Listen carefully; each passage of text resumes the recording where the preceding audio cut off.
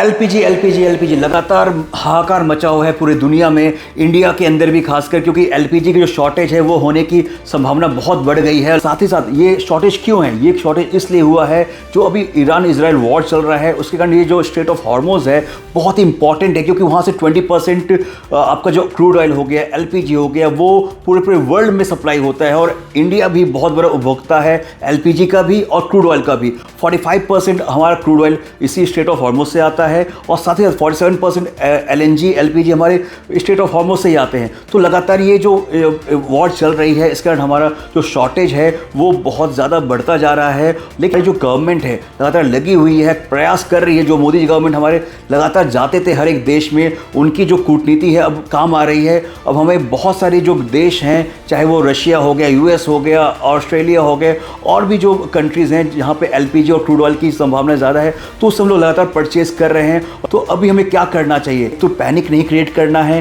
अरे टेंशन नहीं लेने का, हमें बिल्कुल पैनिक से बचना है, और जो पैनिक क्रिएट कर रहे हैं या कोई भी अगर गलत इन्फॉर्मेशन दे रहा है उससे हमें बचना है।